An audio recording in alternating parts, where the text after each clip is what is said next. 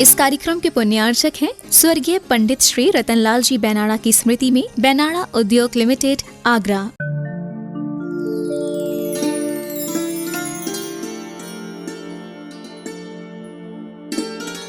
ऐसे कार्य होना चाहिए। तो यहाँ पर प्रत्येक कार्य के लिए अनिवार्य है वह काल परस्पर, यह निमित्त नैमित्तिक संबंध जो रहा, यानी निमित्त मतलब वो सपोर्टिंग वस्तु, जैसे वो कील जिसके ऊपर वह कुंभकार का चाक घूम रहा है। नैमित्तिक मतलब क्या होता है? वह कार्य जिसमें घटित होता है। तो घड़ा बनना ये नैमित्तिक कार्य हुआ, और वह चाक, वह कुंभकार, वह लकड़ी, वह कील, ये सब क्या हो गया उसके लिए? निमित्त हो गए, सहयोगी हो गए। तो जितने भी सपोर्टिंग रोल अदा करते हैं वो हमारे लिए निमित्त कहे जाते हैं, लेकिन जिसके भीतर वह कार्य संपन्न होता है, यानी उपादान जिसके भीतर होता है, और वह कार्य कहलाता है नैमित्तिक। तो यहाँ शास्त्रीय शब्दों में इसे समझने की कसर, निमित्त मतलब जो सपोर्ट कर रहा है, और उस सपोर्ट का आश्रय लेकर के, आलम्बन लेकर के जिस कार्य को हम कंप्लीट करते हैं वो कहलाएगा नैमित्तिक। तो काल क्या हुआ? निमित्त हुआ। और नैमित्तिक क्या हुआ? घड़ा बनना, घड़े का निर्माण होना, ये नैमित्तिक हो गया। गुरु का आशीर्वाद हमारे लिए सपोर्ट अदा करेगा। गुरु का आशीर्वाद देंगे और आप पढ़ाई नहीं करोगे तो पास हो जाओगे? नहीं, आचार्य श्री ने आशीर्वाद दे दिया है तो अब पास तो होना ही है, टॉप कर लेंगे ना? तो आचार्य भगवान का आशीर्वाद हमारे लिए प्रेरणा दे सकता है, निमित्त बन सकते हैं। पुस्तक हमारे लिए निमित्त बन सकती है, प्रकाश लाइट हमारे लिए निमित्त बन सकती है, लेकिन पढ़ना तो हमें स्वयं होगा। ज्ञान तो हमारे भीतर है कि ना बुक्स में ज्ञान है, बुक में तो शब्द हैं, वो हमारी सपोर्टिंग रोल अदा कर सकती, इससे ज़्यादा कुछ नहीं, लेकिन कार्य तो हमें ही करना है। समझ रहे हो? नहीं समझ रहे हो? तो दूसरों के भरोसे ज़्यादा नहीं बैठना। किसके भरोसे बैठना? अपने उपादान, अपनी शक्ति के भरोसे ज़्यादा बैठो। तो जो व्यक्ति अपनी शक्ति, अपनी कैपेसिटी को पहचान लेता है, वही व्यक्ति जीवन में सफलता की श्रेणियों को चूमता है। और जो व्यक्ति एकमात्र निमित्त पर, दूसरों पर आधारित रहता है, वह ज़्यादा आगे नहीं बढ़ सकता। दूसरे का सहारा लेकर के हम कितना चल पाएंगे? थोड़ी दूर, लेकिन चलना तो हमें अपने ही पैरों से होता नहीं होता। मान लीजिए वो खींच करके भी ले जाएगा, कितना घसीटेगा? मुर्दे को कितना घसीट सकता है व्यक्ति? थोड़ी दूर। यदि उसके भीतर शक्ति ही नहीं है, जान ही नहीं है, तो वो चलेगा ही नहीं। तो हम इतने ज़्यादा डिपेंडेंट ना हो जाएं, हम ये कहना चाह रहे हैं, पराश्रित ना हो जाएं किसी पर। हम डिपेंडेंट हों तो अपने ऊपर हों, अपनी शक्ति को पहचानें, अपने पुरुषार्थ को उस योग्य बनाएं। तो कहने का अभिप्राय है, पुरुषार्थशील बनना सीखो, न कि भाग्य भरोसे, काल के भरोसे बैठना सीखो, न किसी दूसरे के भरोसे बैठना सीखो। ये भी नहीं होना चाहिए। जो व्यक्ति दूसरों पर आधारित रहता है वो ज़्यादा ऊंचाइयों को नहीं छू सकता, इस बात को समझना। जो व्यक्ति पर के आलम्बन को थोड़ा तो लेता है लेकिन बाद में छोड़ देता है, वही व्यक्ति ऊपर बढ़ सकता है। इसे अपने संसार के क्षेत्र में भी लगाना। जो व्यक्ति बिजनेस करता है, पर ही आधारित रहेगा, उसी से हर सारी चीज़ पूछेगा, भैया कहाँ से खरीदना, कहाँ बेचना, कैसा रखना, कितना बढ़ पाएगा वो? हाँ, घर का थोड़ा बहुत चला लेगा, इससे ज़्यादा नहीं। लेकिन आगे कौन बढ़ता है? जो स्वयं डिसीजन लेता है। ऐसे ही होता है ना, जो स्वयं अपनी क्षमता का उपयोग करता है, मैदान में आगे बढ़ता है, वही व्यक्ति ऊंचाइयों को छूता पाए। तो आगे बढ़ने के लिए, मंजिलों को पाने के लिए हमें पुरुषार्थशील होना चाहिए। समझ रहे हो? नहीं, पुरुषार्थ और भाव। अच्छा, द्रव्य, क्षेत्र, काल और भाव। भाव मतलब हमारे भीतर उठने वाले परिणाम। वही परिणाम हमारे शब्दों में आएंगी, वही शब्द की यात्रा फिर हमारे शरीर में झलकेगी।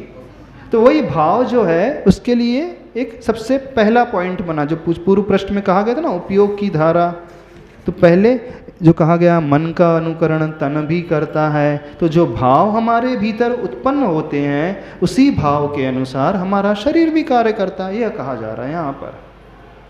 तो हम वैसे ही बनते हैं जैसा हम सोचते हैं।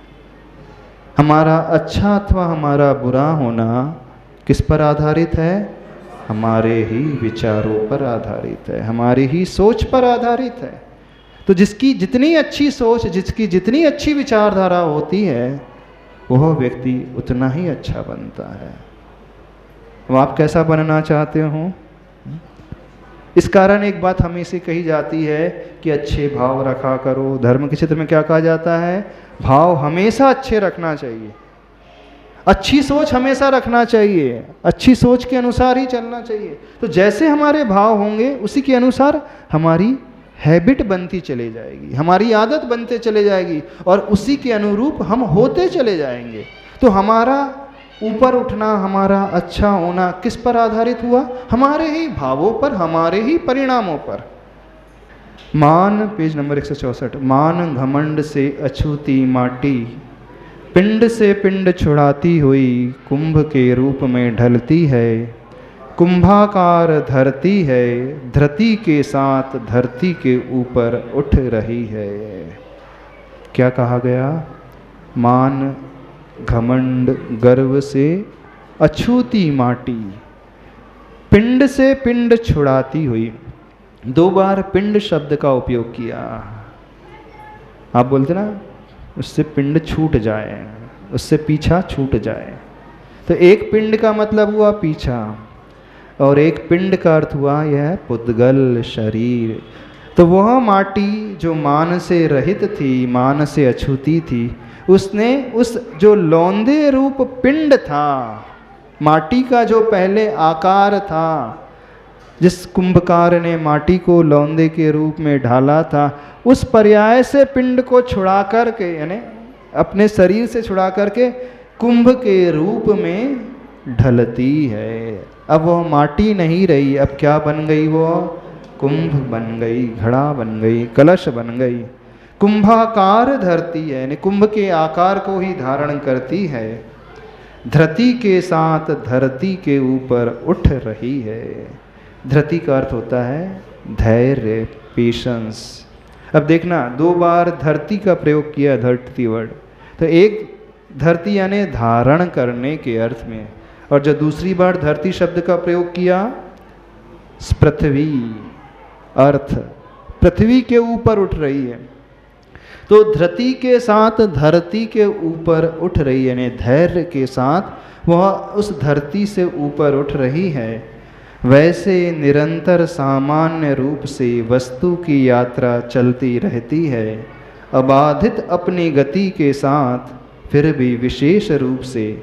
विकास के क्रम तब उठते हैं जब मति साथ देती है जो मान से विमुख होती है, और विनाश के क्रम तब जुटते हैं जब रति साथ देती है जो मान में प्रमुख होती है। उत्थान पतन का यही आमोख है। कठिन लग रहा है? हाँ, कितने लोगों को कठिन लग रहा है मूक माटी महाकाव्य? भाव समझ में आ रहा है? नहीं समझ में आ रहा है? बहुत अच्छे भाव हैं इसमें।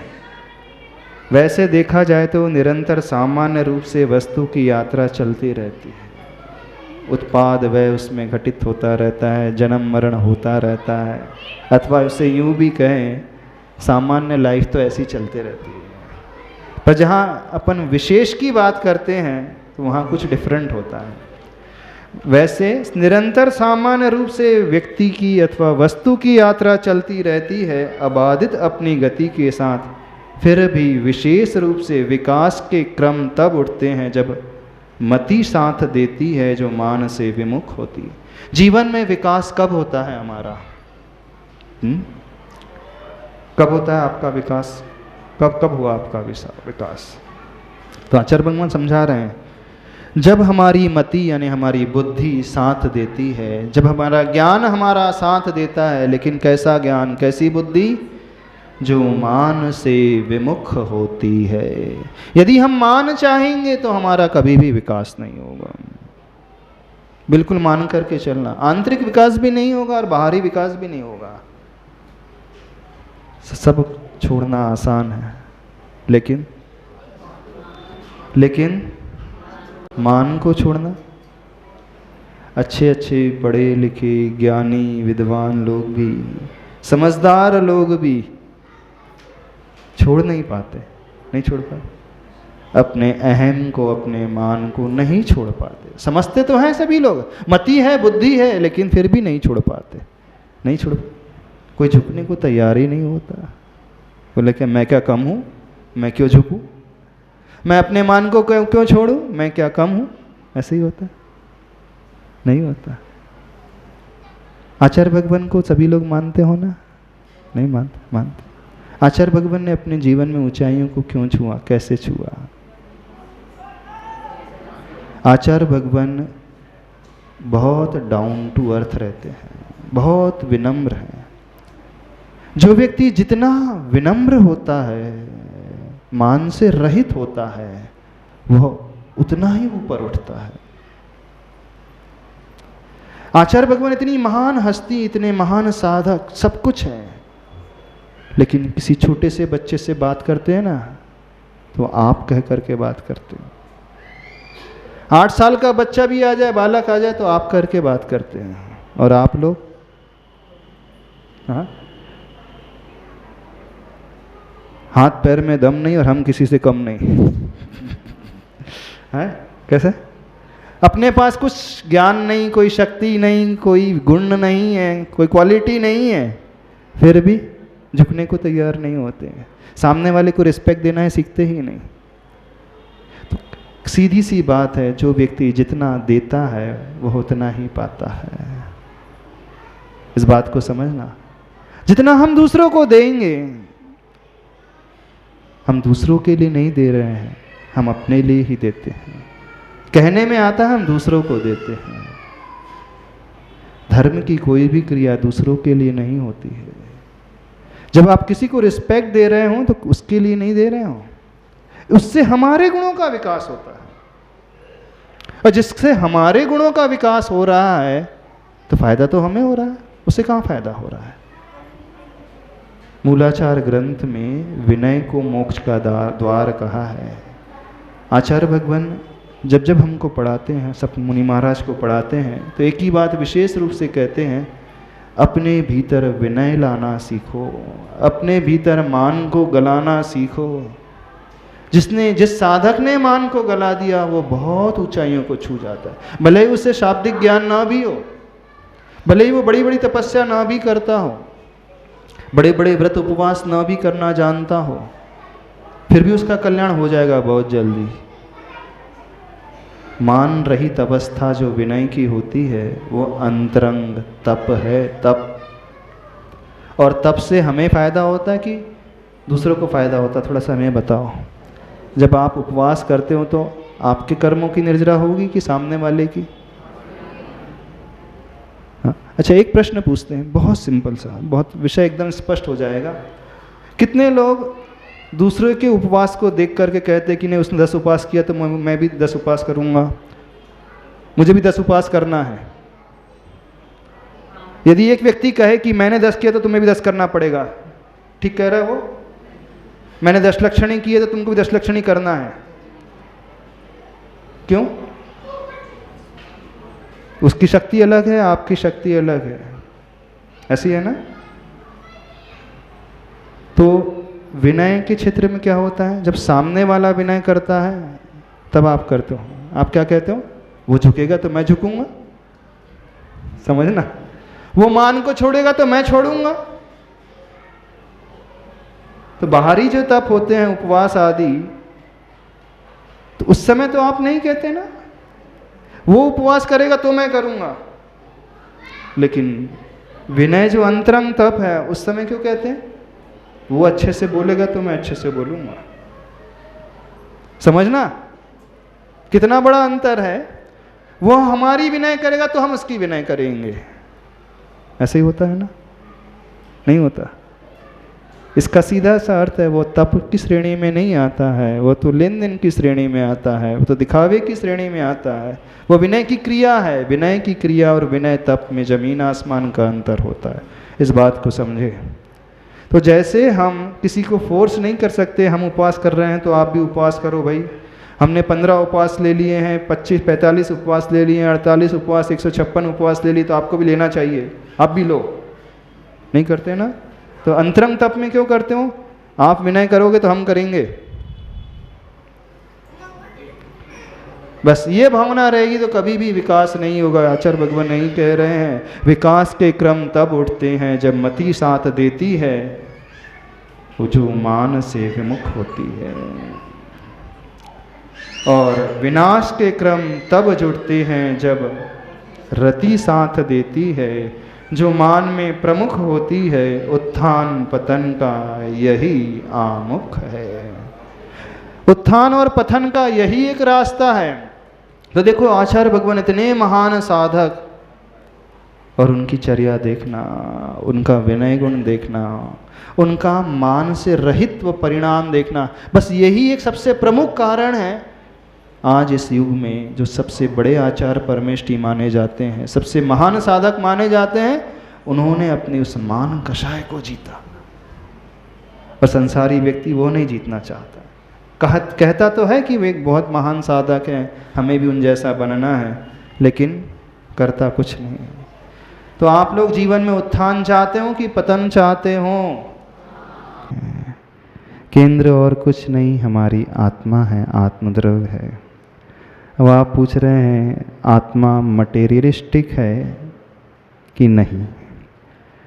मटेरियलिस्टिक वो होता है जिसे हम देख सकते हैं, जिसमें स्पर्श होता है, जिसमें रस होता है, जिसमें गंध है, जिसमें वर्ण है।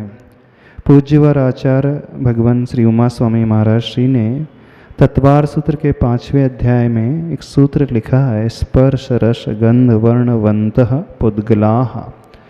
तो जो हमें पुद्गल दिखाई देता है उसके भीतर 4 क्वालिटीज़ होती हैं। स्पर्श होना चाहिए, रस है, गंध है और वर्ण है।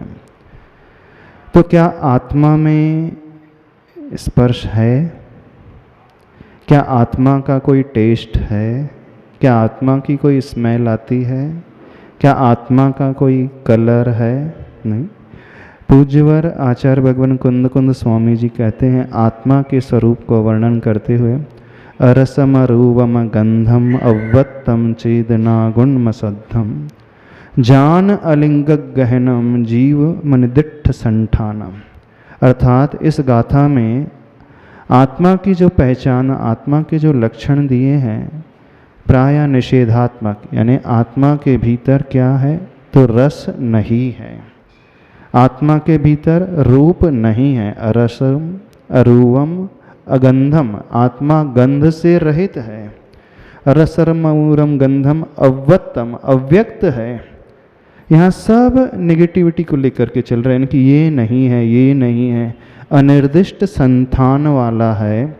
लेकिन एक उसके भीतर पॉजिटिविटी जो बताई जा रही क्या है तो चेतना गुण से वह सहित है, रस से वो रहित है, रूप से रहित है, गंध से रहित है, वर्ण से रहित है, और उसका कोई आकार नहीं है, आकार यानी इसका कोई निर्दिष्ट संस्थान नहीं है।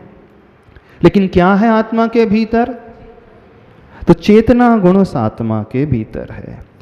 अब जो हम चलते फिरते उठते बैठते हैं, देख रहे हैं, बोल रहे हैं, सुन रहे हैं, तो हमारी बॉडी हमें दिखाई देती है, शरीर नज़र आता है। शरीर सो पुद्गल है, मटेरियलिस्टिक है, और आत्मा बिल्कुल पुद्गल तत्व से रहित है। तो जो दिखती नहीं है लेकिन जो देख रही है, जो दिखाई नहीं दे रही वो देख रही है। हम आंखों से देखते हैं कि किससे देख रहे हैं? आप बताओ। आंखें मीडियम है, माध्यम है, लेकिन देखने वाला कोई और है। हम कानों से सुनते हैं? नहीं, कान एक मीडियम है, सुनने वाला कोई और है। आपने प्रश्न किया, आपकी जिह्वा ने बोला? नहीं, जिह्वा तो माध्यम है, लेकिन बुलवाने वाला कोई और है। जितने भी हमारे सेंसेस हैं, इंद्रियां हैं, 5 इंद्रियां हैं, हमारा मन है, 5 इंद्रियों के प्रयोग से, उपयोग से हम रस को ज्ञात कर लेते हैं, गंध जान लेते हैं, रूप देख लेते हैं, शब्द सुन लेते हैं, टच फीलिंग आ जाती है। लेकिन इन सब का जो उपयोगवान कोई ऐसा तत्व है जो भीतर बैठा है, दिखता नहीं है लेकिन सब क्रियाएं करवा रहा है, वह आत्म तत्व है। उसके भीतर चेतना होती है। एग्जाम्पल के लिए हम प्रकाश देख रहे हैं, लाइट, ट्यूबलाइट जला हुआ है, तो हमें करंट नजर आता है? नहीं आता। लेकिन कैसे हमने अनुमान लगाया? चूंकि लाइट जल रही है, फैन चल रहा है, तो हमने अनुमान लगाया something is there, something is there, कुछ तो भी है जो उसे जला रहा है, जो उसे चला रहा है। आप इस आवाज़ को माइक के माध्यम से सुन रहे हैं, लेकिन आपको यह मटेरियलिस्टिक बॉडी नज़र आ रही है, माइक नज़र आ रहा है, लेकिन कुछ तो भीतर है जो इस आवाज़ को लाउड करके आप तक पहुंचा रहा है, और वो है करंट। तो करंट हमें दिखता नहीं है, भीतर होता है। ठीक वैसे ही हमारी आत्मा है जो नज़र नहीं आती है। हमारी 5 ही इंद्रियों का विषय वो नहीं बनेगी, न ही हमारे मन का विषय बनेगी। चूँकि हम चल फिर रहे हैं, तो इस चलने फिरने के अनुमान से हमने गैस कर लिया कि कुछ तो भी है इस शरीर को चलाने वाला, वो हमारी आत्मा होती है। वो और कैसी होती है? अनिर्दिष्ट संस्थान, मतलब जैसे उसे बॉडी मिलती है उस आकार को वो पा लेती है। दूध आप गंजी में डालोगे तो उस आकार को ग्रहण कर लेगी, गिलास में भरोगे तो उस आकार को ले लेगी, कप में डालोगे तो कप का आकार ले लेगी। जो भी जिस कंटेनर में आप दूध को डालोगे तो वह आकार ग्रहण कर लेगी। तो ये बॉडी हमारी एक कंटेनर है और आत्मा हमारा एक कंटेंट है। तो जैसा शरीर से मिलता है उसके अनुसार वह फैल जाती है। चींटी का शरीर मिलेगा तो चींटी के शरीर तक वह संकुचित हो जाएगी, हाथी का शरीर मिलेगा तो वह फैल जाएगी, मनुष्य का मिलेगा तो फैल जाएगी। जैसे बल्ब जल रहा है, पूरे कमरे में, कमरे का जैसा आकार है उसका प्रकाश फैल जाएगा, और बल्ब के ऊपर कोई कवर आप ढक दो तो उसका प्रकाश वहीं तक संकुचित हो जाएगा। तो ऐसे ही हमारी आत्मा है, इस प्रकार से उसे समझने की कोशिश करें। चूँकि आत्मा कहीं से पैदा नहीं होती है, न ही आत्मा कभी मर सकती है, यह अनादिकाल से चली आ रही है।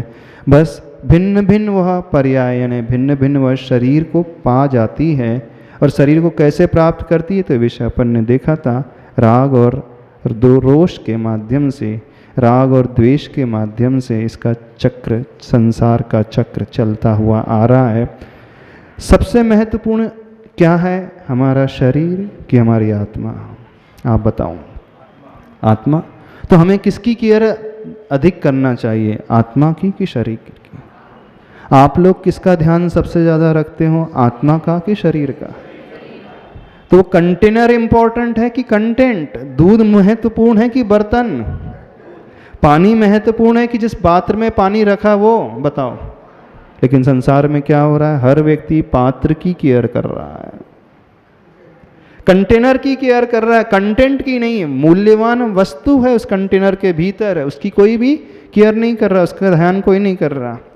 हर व्यक्ति शुरू से लेकर अंत तक, सुबह से लेकर रात तक किसकी देखभाल में लगा है? शरीर की देखभाल में लगा। कभी ये भी चिंता करते हो आप कि हमें आत्मा की भी केयर करना चाहिए? आत्मा मालिक है, शरीर तो नौकर है। जैसा आत्मा ऑर्डर करेगा नौकर वैसा चलेगा। लेकिन क्यों नहीं आत्मा की केयर करते हो? क्यों नहीं उस कंटेंट की केयर करना सीख रहे हैं? तो आचार्य भगवान हमें बार बार प्रेरित कर रहे हैं, एक बार तो हम दृष्टि उस आत्म तत्व की ओर लेकर के आए। अनादि काल निकल गया है, जितना समय निकल गया, अनंत भव निकल चुके हैं, एक भी भव में हमने कभी आत्मा की खोज खबर नहीं ली। हमेशा शरीर के लिए ही जीते रहे और शरीर के लिए ही मरते रहे। या तो स्वयं के शरीर के लिए जी मर रहे हैं, अथवा पर के शरीर के लिए जी रहे हो, मर रहे हो। इसके अलावा बच्चों के लिए जीते हो, बच्चों के लिए मरते हो, परिवार के लिए, पेरेंट्स के लिए, अथवा अपने शरीर के लिए। कभी आत्मा के लिए जिया है? नहीं जिया। तो क्या करना है? जीना है ना। तो आत्मा के लिए जीने का अभिप्राय कम से कम उस आत्म तत्व के बारे में सोचो तो सही। जो उसके बारे में सोचेगा वही व्यक्ति कुछ कर पाएगा। तो आत्मा के लिए जीना अर्थात हम अपने आचरण को इस प्रकार बनाएं कि शरीर को लेकर बहुत मोह किया, बहुत राग द्वेष किया, अब हम शरीर को गौण करके कुछ ऐसा पुरुषार्थ करना चाहते हैं जिस आत्मा में लगे हुए कर्म हैं वह छूट जाएं। वह आपने अगला प्रश्न किया, यदि आत्मा मटेरियलिस्टिक नहीं है तो उसमें कर्म कहाँ से बन जाते हैं? ऐसे ही है ना। आत्मा मूल रूप से शुद्ध है, लेकिन अनादिकाल से हमारी आत्मा कर्म बंध से बंधी हुई चली आ रही है। तो सांसारिक अवस्था में वह मूर्त रूप है। एग्जाम्पल के लिए, दूध में घी है कि नहीं? दूध में घी किसने डाला? इनहेरेंट है। तो ऐसे ही इनहेरेंट कर्म अनादिकाल से इस आत्मा में बंधे हुए चले आ रहे हैं। तो जब तक सांसारिक अवस्था है तब तक आत्मा अमूर्त नहीं है, वह रूपी है, रस वाली है, गंध वाली है, वर्ण वाली है। तो कैसा रूप है? जैसा शरीर मिलता है उस रूप को वो पा जाती है। और किसकी आत्मा शुद्ध होती है? सिद्ध परमेष्टि की आत्मा शुद्ध हो जाती है। तो कैसे शुद्ध होती है?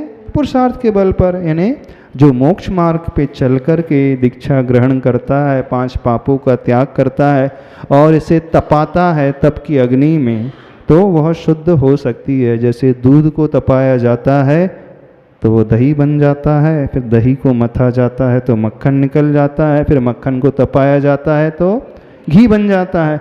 बस घी परम शुद्ध दशा है, परम शुद्ध अवस्था है। तो घी हमें कभी मिलेगा नहीं। घी को पाने के लिए हमें तपना सीखना होगा। शुद्ध अवस्था तपने से मिलती है। तो ऐसे ही आत्मा की शुद्ध अवस्था जो है तप करने से ही प्राप्त होती है। उसे इस प्रकार से समझने की कोशिश। समझ में आ गया विषय? बहुत अच्छा प्रश्न किया था आपने। कम से कम प्रश्न तो उठा आपके मन में कि आत्मा नाम की कोई चिड़िया भी है संसार में, है ना। चलो, आप लोगों को प्रश्न नहीं उठते किसी को? आगे विषय देखें, पेज नंबर 165। घृत से भरा घट सा बड़ी सावधानी से शिल्पी ने चक्र पर से कुंभ को उतारा धरती पर। जो यात्रा चल रही थी कुंभ बनाने की, शिल्पी के द्वारा उस चाक पर माटी के लौंदे को रख करके, कल तक हमने ये विषय देख लिया था। अब उसने उसे मूर्त रूप दे दिया। अब मूर्त रूप देने के पश्चात जब घड़ा बन करके तैयार सा हो रहा था तो उस चक्र में से, चाक में से निकाल करके बड़ी सावधानी से शिल्पी ने उस कुंभ को उतारा। कैसे? जैसे कोई महिला है घी से भरे हुए घड़े को कितनी सावधानी से रखती है। खाली होगा तो ऐसे ही रख देते हैं। ऐसे ही तो उसने धरती पर उतारा। 2-3 दिन का अवकाश मिला, सो कुंभ का गीलापन मिट सा गया, सो कुंभ का ढीलापन सिमट सा गया। आज शिल्पी को बड़ी प्रसन्नता है। कुंभ को उठा लिया है हाथ में, एक हाथ में सोट लिया है, एक हाथ को कुंभ की ओट दिया है और कुंभ की खोट पर चोट किया है। जैसे उस घड़े को उतार करके नीचे रखा, 2-3 दिन का उसे टाइम पीरियड गैप दिया, तो क्या हुआ? कुंभ का जो गीलापन था, माटी जो गीली थी, धीरे धीरे सूर्य के प्रकाश में सूखने लगी। तो गीलापन मिट सा गया, कुंभ का ढीलापन सिमट सा गया। यानी जब माटी गीली रहती है तो उसमें शायद झुर्रियाँ सी रहती है, और जब वह सूख जाती है तो उसकी झुर्रियाँ दूर हो जाती हैं। तो ढीलापन सिमट सा गया। आज शिल्पी को बड़ी प्रसन्नता है। कुंभ को उठा लिया है हाथ में, एक हाथ में सोट लिया है। सोट क्या कहलाता है?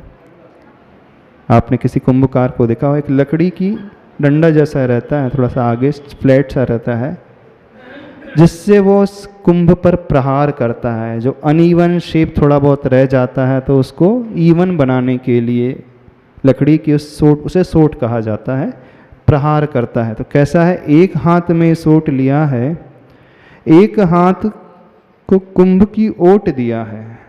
और कुंभ की खोट पर चोट किया है। तो एक हाथ को कुंभ के लिए सहारा दिया है, ओट दिया है ना सहारा, और दूसरे हाथ से उस लकड़ी के द्वारा उस कुंभ पर वह प्रहार कर रहा है। किस पर प्रहार कर रहा है? कुंभ पर प्रहार नहीं कर रहा है, उस घड़े में रहने वाली जो खोट थी उस पर प्रहार किया उसने, कुंभ की खोट पर चोट किया। एक दोहा आप लोगों ने सुना है, गुरु कुम्हार शिष्य कुंभ है, घड़ घड़ घाड़ काढ़े खोट, भीतर हाथ पसार के बाहर मारे चोट। एक दोहा सुना है ना, गुरु कैसे हैं? कुम्हार, और शिष्य कैसा है? कुंभ। तो वो गुरु उस शिष्य की खोट को बाहर निकालते हैं। कैसे निकालते हैं? भीतर तो हाथ पसार देते हैं और बाहर उस कुंभ पर, उस शिष्य पर चोट करते हैं। शिष्य पर नहीं, उसकी खोट पर चोट करते हैं। सुना है नहीं दोहा? तो गुरु महाराज बिल्कुल उस कुंभकार की भांति होते हैं। अब देखना, बहुत अच्छा वर्णन आचार्य भगवान कर रहे हैं। हाथ की ओट की ओर देखने से दया का दर्शन होता है, मात्र चोट की ओर देखने से निर्दयता उफनती सी लगती है। परंतु चोट खोट पर है ना, सावधानी बरत रही है, शिल्पी की आंखें पलकती नहीं हैं, तभी तो इसने कुंभ को सुंदर रूप दे घोटम घोट किया है, कुंभ का गला न घोट दिया है। क्या कह रहे हैं आचार्य भगवान? जब हम हाथ की ओट की ओर देखते हैं तो क्या दिखता है? दया का दर्शन, यानी कितनी वो दया मूर्ति है। सपोर्ट दे रहा है हाथ को, हाथ का सपोर्ट दिया जा रहा है। और जब चोट की ओर देखते हैं तो निर्दयता उफनती सी लगती है। जब वो मार रहा है कुंभकार तो ऐसा लगता है कि कितना कठोर है, कितना निर्दय है, नए नए घड़े पर, नए नए कुंभ पर प्रहार कर रहा है। व्यक्ति एक ही है, जब एक हाथ को देखते हैं तो निर्दयता प्रतीत होती है, और जहाँ उसने सहारा दिया उस हाथ को देखते हैं तो क्या प्रतीत होता है? दया का दर्शन होता है। परंतु चोट खोट पर है ना, वो ये ध्यान रख रहा है कि चोट तो करना है लेकिन इतनी ज़्यादा चोट नहीं करना कि घड़ा ही टूट जाए, इतने जोर से नहीं प्रहार करना है कि वह टूट करके दो भागों में विभाजित हो जाए। तो सावधानी बरत रहे हैं। शिल्पी की आंखें पलकती नहीं हैं, झपकती नहीं हैं, तभी तो इसने कुंभ को सुंदर रूप दे घोटम घोट किया है, ने बहुत अच्छे से घोट घोट करके सुंदर रूप दिया है, कुंभ का गला ना घोट दिया, यानी इतना प्रहार नहीं किया कि वो गला घुट गया हो उसको। माँ जब बच्चे को मारती है, कैसे मारती? हाँ, कैसे मारते हैं? बहुत जोर से, कि दांत बाहर आ जाए, बत्तीसी बाहर आ जाए हाथ में। क्यों? वो गलती कर रहा है, वो फेल हो गया है, मान लीजिए चोरी करके आया है, नाराज तो होते हैं आप उस पर, होते हैं, गुस्सा भी करते हैं। मात्र नाराज ही नहीं होते हैं, दो चार जड़ भी देते हैं, अच्छे से जड़ देते हैं, जोर से एकदम। क्यों नहीं जड़ते जोर से? क्यों नहीं मारते उस बच्चे को जोर से? चोरी की है उसने, पाप किया है, अच्छा कार्य नहीं किया है, बुरा कार्य किया है, पाप का कार्य किया है, गाली दी है, तो बहुत जोर से मारते हो? नहीं ना, ध्यान रखते हैं। यहां तक तो हाथ जोर से लाते और जब गाल में टच होना है होता है धीरे कर। आचार्य भगवान एक बहुत अच्छा उदाहरण देते थे हैं। पहले घर में चूल्हा होता था, चूल्हे में लकड़ी जलती थी, क्या बोलते उसे? लूघर। एक शब्द पहले पुराने जमाने बुंदेलखंड में लूघर ही बोलते थे ना। हाँ, और बच्चा यदि गलती करता है तो माँ वो जलती हुई लकड़ी को बाहर निकालती और इशारा ऐसा करती है कि सीधे प्रहार ही कर देगी। लेकिन जैसे ही वो लूगर उसके निकट आता है तो फिर अपने हाथ को रोक देती है। ऐसे ही होता है ना। वैसे आज के ज़माने में तो कुछ लूगर उगर रहा ही नहीं है, चूल्हा ही नहीं रहा। अब तो गैस का ज़माना आ गया है, ओवन का ज़माना आ गया है ना, OTG का ज़माना आ गया अब तो सब। मॉडर्न ज़माना आ गया है तो सब पुराने ज़माने की बात है। बस इतना पूछना चाहते हैं, उस बच्चे पर ज़्यादा जोर से प्रहार क्यों नहीं करते हैं? उससे मोह रहता है। और प्रहार क्यों करते हो? ताकि वह गलत दिशा पर ना बढ़ जाए, वह बिगड़ ना जाए। तो प्रहार भी करते हैं, लेकिन साथ में यह भी ध्यान रखते हैं कि ज़्यादा जोर से न चोट लगे। ठीक ऐसे ही गुरु महाराज हैं। भीतर हाथ पसार के बाहर मारे चोट। जब गुरु महाराज हमारी गलतियों पर शिष्यों को डांटते हैं तो बुरा सा तो लगता है। कोई तीसरा व्यक्ति देखेगा तो इतनी जोर से डांटा जा रहा है, क्या कोई गुरु इतनी जोर से डांट भी सकता है? क्या इतनी जोर से उसे सजा दे भी सकता है? ऐसा विचार आता है। लेकिन गुरु तो माँ से भी अधिक करुणावान होते हैं, माँ से भी अधिक करुणावान है। तो माँ तो एक दो बच्चे कब को पालती है, उन्हीं का ध्यान रखती है। माँ भेदभाव भी करती है, अपने बच्चों को तो अच्छे से पालेगी, अड़ोस पड़ोस के बच्चों को ऐसे ही ठीक है काम चलाओ, और नहीं भी केयर करेगी। लेकिन गुरु महाराज कैसे होते हैं? उनके लिए हर बच्चा अपना बच्चा ही होता है, हर शिष्य उनका अपना बच्चा होता है। वो एक दो नहीं, जितने शिष्य हैं वे उन्हीं के बालक हैं। तो हर शिष्य को वो बहुत अच्छे से ध्यान आदि रखते हुए, यदि गलती करते हैं तो यह भी ध्यान रखते हैं उसे थोड़ी सजा भी देना चाहिए। यदि सजा ना दी जाए तो वह बिगड़ सकता है। यानी जिस उद्देश्य को लेकर के वो मोक्ष मार्ग में बढ़ा है, उस उद्देश्य की पूर्ति नहीं होगी। तो गुरु महाराज इस प्रकार से शिष्य को न केवल दीक्षा देते हैं बल्कि शिक्षा भी देते हैं। और दीक्षा शिक्षा ही नहीं, चलते भी हैं, स्वयं चलते औरों को भी चलना सिखाते हैं। उस मार्ग पर रास्ता भी दिखाते हैं, रास्ता बना करके भी देते हैं, और हाथ पकड़ करके चलना भी सिखाते हैं, ताकि वह शिष्य फिसल करके गिर ना जाए।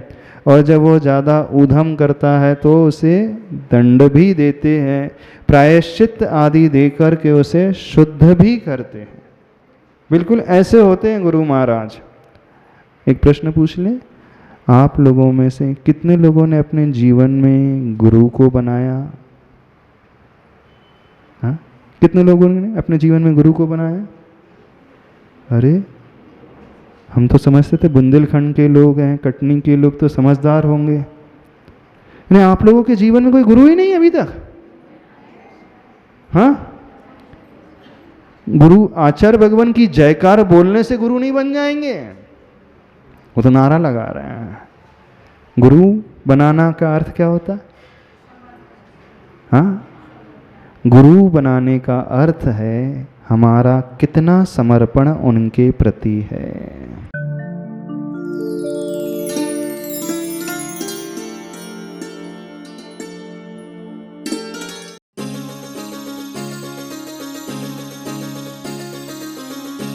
इस कार्यक्रम के पुण्यार्चक थे स्वर्गीय पंडित श्री रतनलाल जी बैनाड़ा की स्मृति में बैनाड़ा उद्योग लिमिटेड, आगरा।